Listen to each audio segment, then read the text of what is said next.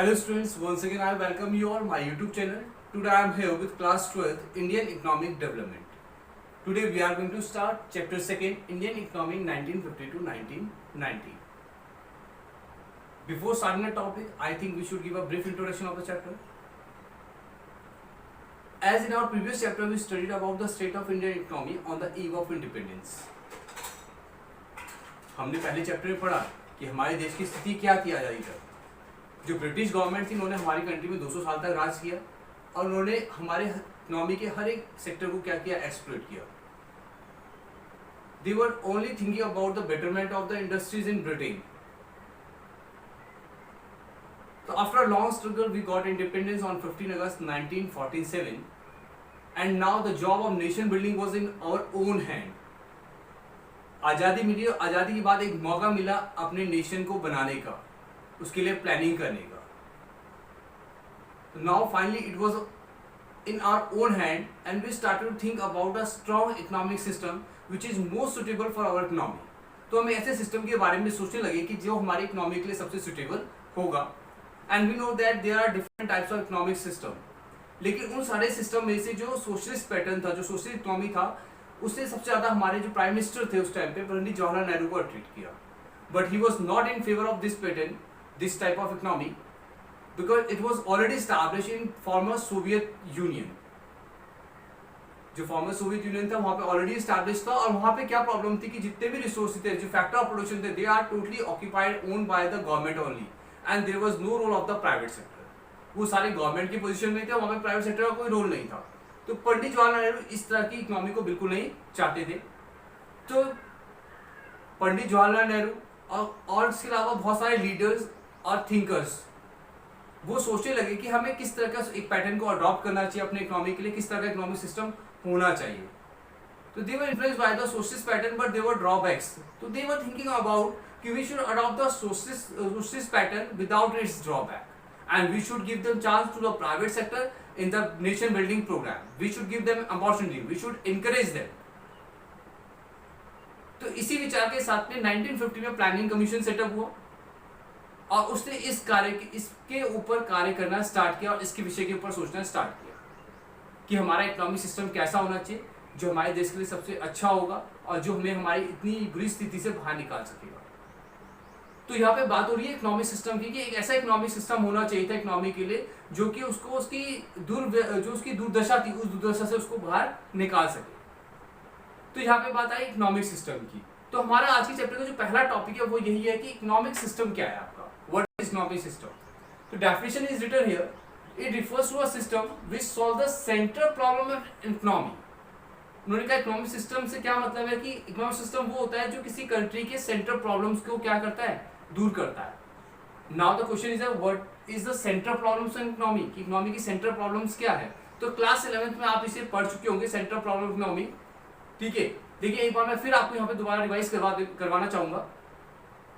किसी भी इकोनॉमी के अंदर तीन तरह के सेंट्रल प्रॉब्लम्स हैं. The first one, what to produce, हमें क्या प्रोड्यूस करना है, means what kind of goods and service we should produce. Second, how to produce, means which technique we should adopt for the production of good and services.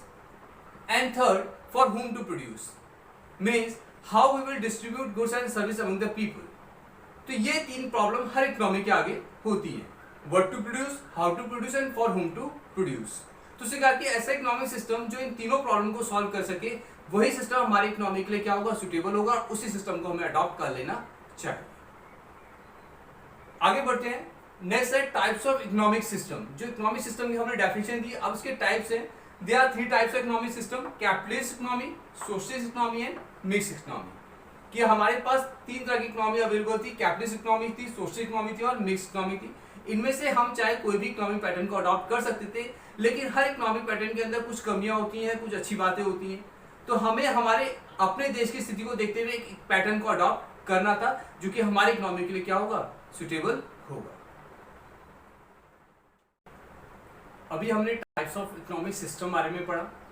There are 3 types of economic system, capitalist, socialist and mixed economic system. Now we are going to discuss about the capitalist economy. Capitalist economy क्या है इसके बारे में discuss करेंगे.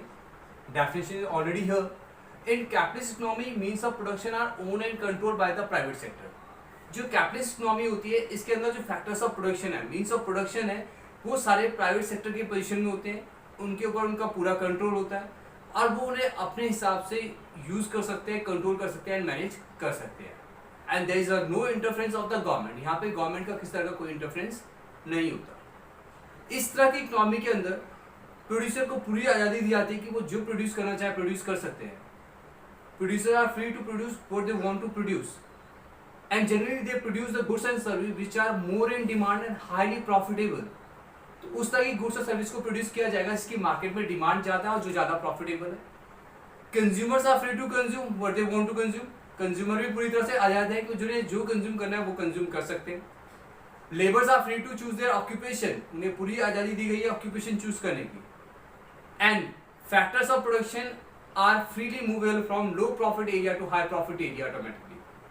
जो factors of production है वो low profit area से हाई प्रॉफिट एरिया की तरफ इजिली मूव कर सकते हैं। Overall there is no restriction on producer, on consumer, on labour and factor of production. किसी के ऊपर किसी तरह का कोई रेस्ट्रिक्शन नहीं है, गवर्नमेंट का कोई कंट्रीब्यूशन, कोई रोल नहीं है। तो सबको आज़ादी दी गई है, जो जिस तरीके से चाहे उस तरीके से काम कर सकता है। We are going to discuss about the merits of capitalist economy. The first one, GDP growth. जो कैपिटलिस्ट इकोनॉमी है, it accelerate the GDP growth. GDP growth rate को बढ़ाता है। कैसे? मैंने अभी बताया कि जो प्राइवेट सेक्टर है always work for the profit maximization, हमेशा प्रॉफिट मैक्सिमाइजेशन के लिए वर्क करता है। जितना ज़्यादा प्रोडक्शन करेंगे उतना ज़्यादा प्रॉफिट होगा, जितना ज़्यादा प्रोडक्शन और जितना ज़्यादा प्रॉफिट होगा जीडीपी रेट उतना ही तेजी से बढ़ेगा। Second, profit maximization, always work for the profit maximization, हमेशा प्रॉफिट मोटिव के लिए काम करता है। And third merit is promote self interest, हमेशा अपने बारे में सोचता है, अपने फायदे के बारे में सोचता है, अपनी प्रोग्रेस के बारे में सोचता है।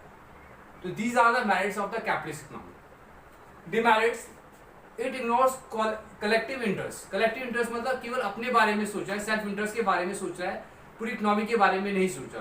तो it always ignores the collective interest, अपने आप से मतलब है, पूरी इकोनॉमी से कोई मतलब नहीं। Second, growth without social justice. Growth हो रहा है, जीडीपी रेट बढ़ रहा है, ग्रोथ हो रहा है, लेकिन सोशल जस्टिस नहीं है, इक्वालिटी नहीं है, इनकम डिस्ट्रीब्यूशन इक्वल नहीं है। तो these are the merit of the capitalist economy. अभी हमने पढ़ा था कैपिटलिस्ट इकोनॉमी के बारे में। Now we are going to discuss about the socialist economy की। सोशलिस्ट इकोनॉमी क्या होती है, किस तरह की इकोनॉमी है, ठीक है। The definition is here, in a socialist economy means of production are own and control by the government sector and all the economic decision taken by the government only for the maximization of social welfare। तो इस तरह की economy में जो भी resources and factors of production है उनके ऊपर पूरा कंट्रोल गवर्नमेंट का होता है और गवर्नमेंट के जो भी डिसीजन होंगे वो सारे डिसीजन केवल और केवल सोशल वेलफेयर को मैक्सिमाइज करने के लिए लिए जाते हैं। Government will decide what to produce, how to produce and for whom to produce. जो तीनों सेंट्रल प्रॉब्लम्स हैं हमारी, तो गवर्नमेंट डिसाइड करेगी क्या प्रोड्यूस करना है, कैसे प्रोड्यूस करना है और किसके लिए प्रोड्यूस करना है। तो इसका मतलब यहाँ पे ये नहीं है कि जो प्रोड्यूसर है, कंज्यूमर है, बाकी जो लोग हैं उनकी फ्रीडम छीनी गई है। दे आर फ्री पर up to a certain limit. उनकी फ्रीडम है लेकिन उसकी एक लिमिट डिसाइड की गई, लिमिट तक वही फ्री है। गवर्नमेंट को लगता है कि किस तरह के गुड्स सर्विस प्रोड्यूस करने चाहिए, क्या कंज्यूमर की मार्केट डिमांड है, उन्हीं गुड्स को प्रोड्यूस किया जाएगा। कंज्यूमर की जो चॉइस है उससे यहाँ पे एक्सेप्ट नहीं किया जाएगा, उसके बारे में विचार नहीं किया जाएगा। तो government is totally free to decide, government is free to decide, government is free to take decision what, how and for whom to produce. Few merits and demerits are here. The first one is social equality. Government is a welfare agency and always work for the welfare of the society. तो always try to bring the social equality. हमेशा social equality लाने की कोशिश करेगी कि समाज में क्या है, इक्वलता, एक सामाजिक समानता हो, सबका जो इनकम डिस्ट्रीब्यूशन है एक जैसा हो, अमीर गरीब के बीच का जो गैप है वो मिनिमम हो। Government solve all the concern problem by itself. जितनी भी प्रॉब्लम्स है गवर्नमेंट उन्हें खुद क्या है उनके लिए प्लानिंग करेगी, उन्हें सॉल्व करने की कोशिश करे। Demerits are here, GDP growth remains a slow process. जो जीडीपी का ग्रोथ रेट है वो हमेशा स्लो प्रोसेस में रहेगा। क्यों रहेगा? क्योंकि गवर्नमेंट हमेशा वेलफेयर के लिए वर्क करती है। इसका जो प्रॉफिट मैक्सिमाइजेशन है सेकेंडरी ऑब्जेक्टिव होता है, फर्स्ट ऑब्जेक्टिव है सोशल वेलफेयर। तो सोशल वेलफेयर के लिए वर्क हमेशा होगा, प्रॉफिट मैक्सिमेशन के ऊपर फोकस कम होता है। इसलिए इस तरह की इकोनॉमी में जो जीडीपी ग्रोथ है वो हमेशा क्या है, स्लो रहता and the next is your no accumulation of the private properties. इस तरह की इकोनॉमी के अंदर प्राइवेट प्रॉपर्टीज का एक्यूमुलेशन पॉसिबल नहीं है, आप उन्हें एक्यूमुलेट करके नहीं रह सकते। Okay, our last economy is mix economy. नाम से क्लियर है, मिक्स है, मिक्स में कॉम्बिनेशन ऑफ टू थिंग्स, ठीक है। तो जो इस तरह की इकोनॉमी है, it is a combination of capitalist economy and the socialist economy. It means कि इस तरह की इकोनॉमी में कैपिटलिस्ट इकोनॉमी के भी कुछ फीचर्स है और सोशल इकोनॉमी के भी कुछ फीचर्स है, ठीक। तो definition is in a mix economy means of production are owned by the private entrepreneurs as well as the government, ठीक है। तो इसमें जो फैक्टर्स ऑफ प्रोडक्शन है उसके ऊपर प्राइवेट सेक्टर और गवर्नमेंट सेक्टर दोनों का कंट्रोल होगा, दोनों ही उसे मैनेज करने की कोशिश करेंगे। क्योंकि यहाँ पे प्राइवेट सेक्टर और गवर्नमेंट सेक्टर दोनों का रोल है, तो private sector always work for the maximization of the profit, whereas government sector always work for the maximization of the social welfare. तो प्राइवेट सेक्टर हमेशा प्रॉफिट को मैक्सिमाइज करने के बारे में सोचेगा और गवर्नमेंट सेक्टर हमेशा सोशल वेलफेयर को मैक्सिमाइज करने के बारे में सोचेगा। तो इसलिए इस तरह की इकोनॉमी में जो प्राइवेट सेक्टर है और गवर्नमेंट सेक्टर है, दोनों का ही इंपॉर्टेंट रोल है।